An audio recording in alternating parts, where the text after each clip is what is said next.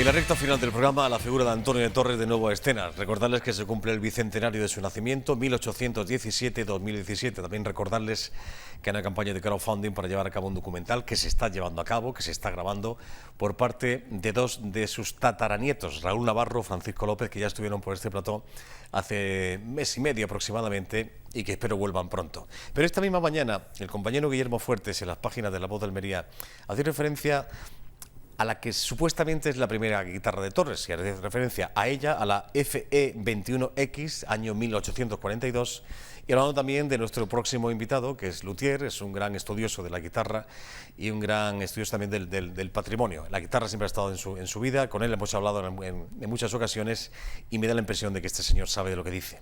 Ya lo creo que sí. Joaquín Pierre, bienvenido, buenas tardes. Buenas tardes, Joaquín. ¿Cómo estás, hombre? Bien, efectivamente, como dices, para mí el tema de la guitarra es sobre todo un tema de patrimonio histórico.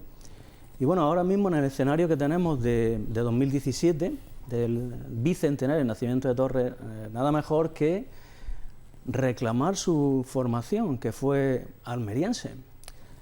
Para esto tenemos un inconveniente, que es soslayar un poco el mito que se construye alrededor del personaje, en el que aparece un poco ingenuamente, bueno, pues descubriendo una guitarra fabulosa en Sevilla, en fin, que se llama La Leona y tal. Pero todo esto, desde tu punto de vista, es un mito, evidentemente. Una leyenda alrededor de Torres. Efectivamente, es una leyenda que además se puede encuadrar perfectamente en la historiografía nacionalista, pero cuando se trata de revisar la historia tenemos que volver a los documentos originales. Y ahí tenemos un privilegio, y que es ni más ni menos que el Archivo Municipal de Vera.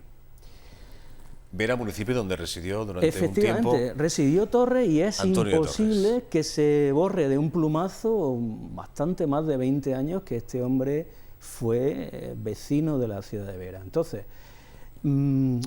volviendo al análisis o a la puesta en valor de los documentos originales, el propio Torres, ya maduro en 1884, dice en Barcelona que él, después de una etapa de experimentación de 14 años, en 1856 presenta su guitarra en Sevilla. Estas son declaraciones del propio Torres. Bueno, nadie puede conquistar una plaza como Sevilla llegando allí, como dice, en un par de años y haciendo esta guitarra fabulosa que hace de 1858, que obtiene un premio. Ese hombre estaba sobrado de oficio y ese oficio lo obtiene en Vera. ¿Qué pasa? Bueno, lo que pasa, decimos, bueno, pues es que no hay etiquetas de guitarrero en Vera. No hay etiquetas, sí hay etiquetas. Y lo más curioso es que eran los carpinteros los que construían la guitarra. El carpintero tenía una formación superior al guitarrero. Torres se pregunta... Curioso esto que dices. Es curioso, pero sí que lo es. Dice, vamos a ver, yo he estado formado en la música con Dionisio Aguado, volvemos al documento este tan importante de 1884, editado por el mismo guitarrero en Barcelona. Dice, después de haber sido de niño alumno del célebre don Dionisio Aguado, pues me puse a aprender algo de carpintería para construir la guitarra. Y curiosamente es el mayor bagaje que puede tener un luthier. Quiere decir, los carpinteros históricos tenían un conocimiento bastante preeminente sobre traza y una serie de temas que tienen que ver con la música, con las proporciones, con una serie de armonías. Entonces eso está ahí, confirmado. ¿Quieres que veamos, sobre todo la gente que está en casa, en fin, las pocas imágenes que existen de esta guitarra en concreto, de esta FE21X del año 1842? Hay 4 imágenes que queremos compartir con ustedes. Por ejemplo, por ahí comenzamos, Joaquín. Bien, aquí tenemos la boquilla, que es bastante simple. Fijaros que esta guitarra, aclaro, ya ha dicho Joaquín Segura que mi dato es de 1842, pero está reetiquetada en Sevilla. Entonces este instrumento tiene unas características absolutamente arcaicas.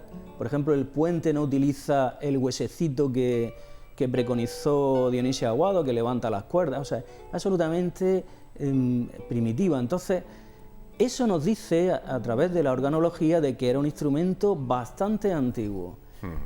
¿Qué pasa? Pues Torres tiene casi 20 años de oficio, cuando de pronto le empiezan a retornar guitarra a su taller. Algunas las moderniza, otras las reetiquetan. No es el único ejemplo. No voy a citar aquí más ejemplos para no confundir esto, pero hay más ejemplos efectivamente de guitarras reetiquetadas por el maestro Antonio Torres. Entonces, la etiqueta que está aquí ahora impresa última es de Sevilla, pero ya comento que no corresponde con la cronología del instrumento. Tu teoría es que esa guitarra, una vez construida, fue comprada, pero años después fue devuelta. Volvió a las manos del maestro y ahí fue cuando la reetiquetó. Evidentemente, José Luis Romanillos, que paradójicamente, que es el biógrafo de Torres, es propietario de la guitarra, pues lo dice también, esta guitarra es muy arcaica. Entonces, ¿por qué vamos a pensar que ese instrumento se construyó en Sevilla en el año de 1865, cuando ha construido ya guitarras de una extraordinaria sofisticación? Eso solamente se explica pensando,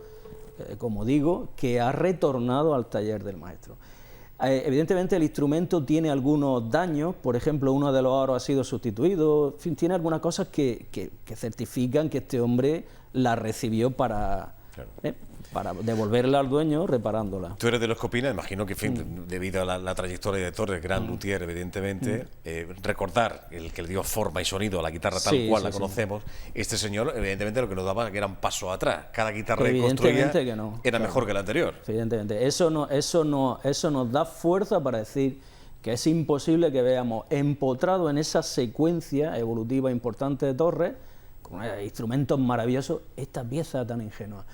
Y hay un dato muy definitivo. Yo, como ya sabes, he estado restaurando diversos bienes muebles y bastantes cosas más que la guitarra en el patrimonio, y he visto un recurso constructivo muy bonito, que es precisamente el fondo de la guitarra. Está construido con cuñas inversas, fijaros. Un luthier haría un laúd con estas cuñas que llaman hasta el mástil, elegantemente abanicadas, pero de pronto vemos hay algo raro. Las cuñas centrales van hacia el mástil y las segundas van hacia abajo. ¿Y eso qué razón de ser? Pues muy razonablemente pensamos que se trata de una visión de una persona que está en un sitio que apenas tiene relaciones con el mundo, por ejemplo, con las guitarras de otros constructores de élite, y empieza construyendo algo con un recurso que es propio de la carpintería. Esto nos certifica, ya hubo un carpintero importante que construyó clavecines, que fue Diego José Fernández Caparrós, de Vera, que se va directamente a Madrid y empieza a construirle un clavecín nada menos que a Farinelli. Y decimos, pero bueno, espérate un momento, si en Vera no se construían clavecines, este señor va directamente por su prestigio a Madrid. Entonces los maestros de música son los que con esas colecciones le dicen, mira, como tal. O sea, estamos hablando de carpinteros luthier. Y hay bastantes más ejemplos en la historia. Entonces, ¿qué pasa? Cuando Torres decide intentar la construcción de guitarras, pues ya está en el gremio de carpinteros. Es que eso está documentado. A mí lo que me deja atónito es ver cómo hay una serie de documentos originales que se soslayan para seguir prolongando el mito. O sea, bueno, pero esos documentos están, me dices, en el municipio. Están en Vera, y evidentemente, claro, y están en el archivo histórico, que es absolutamente. ¿Tú has tenido la oportunidad de verlos? Sí, claro. ¿Sí? Lo he visto. Entonces, ya te digo, he tenido algunas colaboraciones en Vera. De hecho, me gustaría, me han invitado a que presente algún trabajo, me gustaría dar un paso adelante y entonces hacer una réplica de este instrumento y hacer algún pequeño trabajo en Vera, claro. Qué bueno. Bueno, estás colaborando, por cierto, con estos dos jóvenes, con estos dos tataranietos de Torres, Francisco y Raúl, en este documental. Esto ya efectivamente es otro documental en el cual tiene el apoyo del ayuntamiento también, se está haciendo un documental, y pertinentemente pues me dijeron que si quería participar y he tenido una pequeña intervención. Hay una gran cantidad de especialistas en este asunto. Se lo están trabajando. A nivel internacional. Sí, a nivel internacional. Entonces, para mí es un compromiso porque en cierta medida desde Almería pues voy a dar mi opinión sobre algunos temas. Bueno, efectivamente. Claro, un compromiso. Tú, entre otras cosas, siempre te has caracterizado en que no tienes pelos en la lengua, Joaquín. Bueno.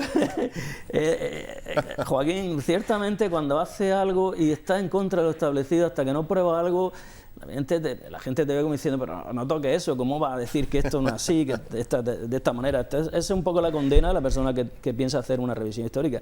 Pero todo el mundo ha entendido perfectamente que mi revisión estaba encaminada a recuperar esta figura desde Almería y proyectarla al mundo. Ya está proyectada, fíjate qué curioso. Ahora nos queda a nosotros exhibirla como algo nuestro, claro. Me gustaría recordar ese pequeño, en fin, es una pequeña promo, un pequeño trocito de este documental que están llevando a cabo estos dos jóvenes tataranietos del gran luthier de la Cañada, Antonio de Torres, Raúl Navarro y Francisco López. Estuvieron aquí hace mes y medio aproximadamente, siguen en ello, viajando por diferentes países y diferentes entrevistas, la verdad que muy interesantes. Un pequeño fragmento por recordar un poco de qué va la historia. Lo vemos.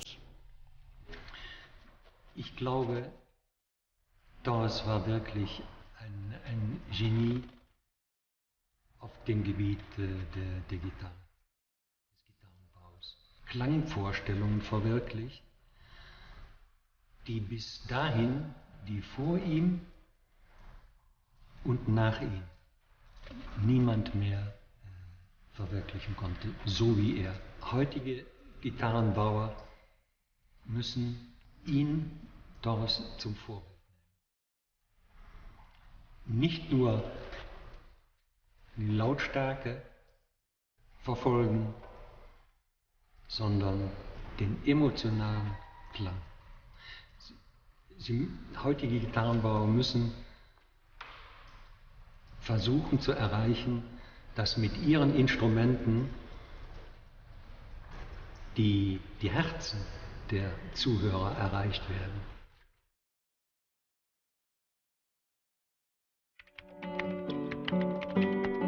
Das wachsende Interesse des Publikums an Gitarrenmusik. About 5 years later began his second epoch. Под влиянием гитариста-виртуоза Джулиана Аркаса Guitariste luthier espagnol du 19e siècle, considéré comme 制作されていたいわゆる19世紀ギターは現在のものより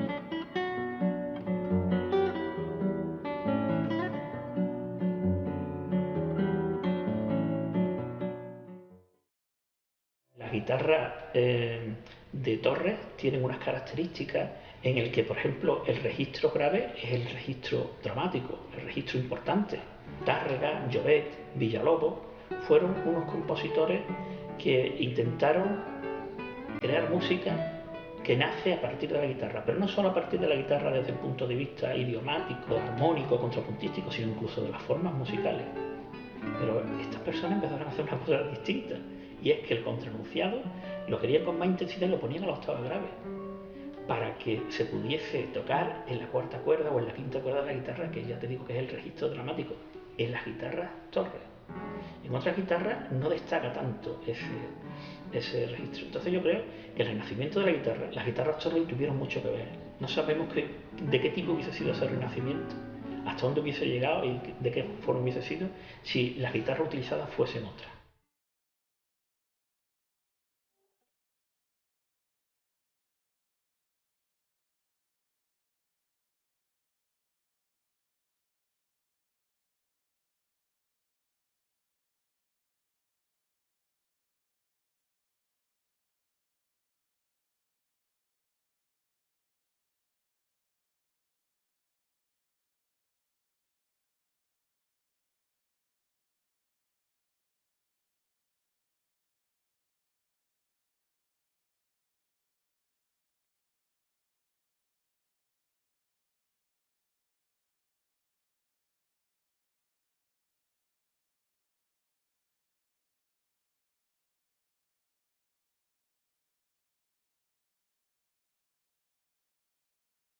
Bueno, es parte de ese documental que se está llevando a cabo con motivo del bicentenario del nacimiento de Antonio de Torres Jurado, el gran luthier de la Cañada. Estamos hablando con Joaquín Perret, también luthier, estudioso de la guitarra, de un artículo que aparecía hoy en prensa, que lo firma el compañero Guillermo Fuertes en la página de La Voz. ¿Es esta la primera guitarra de Torres? Hablando de la FE21X, que tiene unos nombres un poco extraños estos instrumentos, del año 1842. ¿Tú opinas, por resumir y por concluir, sí, que sí, Joaquín, que fue, creo que sí, que fue evidentemente la le da cuerpo hizo, un ¿no? poco a esa leyenda, ¿no?, de que el grial realmente era una copa de barro. El santo grial. Y sí, esta guitarra tiene toda la pinta de haber sido construida en ese año que él mismo certifica, de 1842, en Vera. Oye, me gustaría preguntarte una cosa, en fin, no sé si están todas catalogadas y si saben dónde está, pero ¿de cuántas guitarras hablamos? Quizás de las más destacadas o famosas que construyó. Hay bastantes instrumentos, hay hay un grupo, como si dijésemos, de instrumentos singulares que eran precisamente encargos del maestro. Pues está la Leona, la Invencible, la Suprema, una serie de guitarras que a lo mejor pueden ser 14, 16 guitarras, pero después hay casi hasta 80 instrumentos que algunos están en proceso de investigación, ¿no? Y tiene bastante. Lo que pasa es que el resto de instrumentos la gente no le ha llamado la atención mucho, y precisamente es este instrumento popular el que va a adquirir un gran valor para la historia, porque resulta que estamos hablando del inicio de los maestros. Una cosa, Joaquín, que se nos está negando a la amenaza, no sé por qué. ¿Por qué, Joaquín? Precisamente porque quizás se esté haciendo énfasis en el mito de que Torres conoce a Julián Arcas en Sevilla, cosa que me parece un poco también insólita. Dos almerienses con intereses en el mundo de la música se conocen en Sevilla.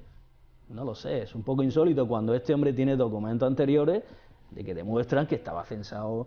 Estamos hablando de más de 20 años en Vera, no podemos borrar eso de un plumazo. Eso es evidente. Y me dice que esa documentación está en el Archivo Municipal de Vera. Por supuesto, en el Archivo Municipal. Vale, solamente basta con acercarse y consultarlo. Claro, ¿no? es muy importante y muy bien conservado, ¿no? Oye, me llama mucho la atención, me gustaría retomar esto porque quizá, en fin, parece que choca, ¿no? Que la figura del carpintero, hablamos de esta época, siglo XIX, la figura del carpintero que estaba por encima del luthier. Por encima, y no solamente eso, sino ya verás, algunas cosas como, ya sabéis, hablamos incluso aquí en este espacio vuestro, de un poco también del tema de las corporaciones secretas que había de carpintero. Entonces, este instrumento, una de las pruebas que voy a aportar es que está construido con geometría especulativa.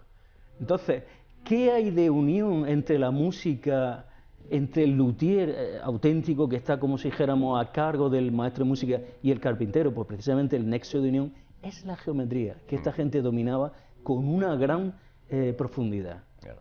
Ya lo que le faltaba a Torres decirle que pertenecía a alguna logia, que era masón. Hombre, yo creo que... Posiblemente. Posiblemente, Joaquín, yo estoy convencido de que hay que probar lo contrario. Claro. Porque este hombre estaba utilizando esos códigos. Es así de claro. Entonces, si alguien me dice, no, es que no sé qué, mira, estamos hablando un poco de las corporaciones, no sé, sociales, un poco de final del siglo XIX, principio del XX, que no tienen nada que ver con estos masones, que son los primitivos constructores místicos. No tienen nada que ver, por ejemplo, con la gente que después se transforman en síndicos, que son más bien otro tipo de francmasones. No busquéis a este señor en esas listas, porque no está.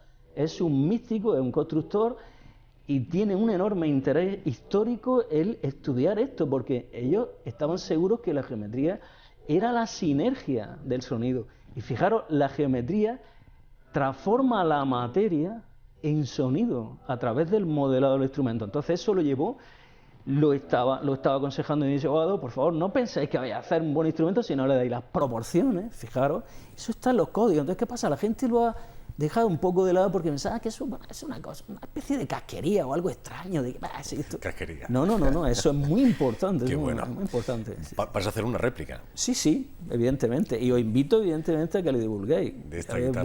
Vuestro interés en este tema, claro. Un día vamos a pasar por tu casa, por tu taller, supuesto. y cuando esté hecha, evidentemente, la vamos a presentar invitado. aquí si tú lo vamos a ver si en este año de 2017 pues que se crean más estímulos, se hacen. Yo creo que hay gente por ahí también haciendo bastantes cosas alrededor y van a aflorar. No me toca a mí, no me corresponde decirlo, pero va a haber sorpresas y va a haber una serie de temas. Lo que tiene que estar muy bien es este documental, ese pequeño fragmento que hemos visto, en el cual tú también aportas tu visión de... Una pequeña aportación, pero ya vendré a hablaros también del making of, Joaquín, que es interesante. El making of, del making of, sí.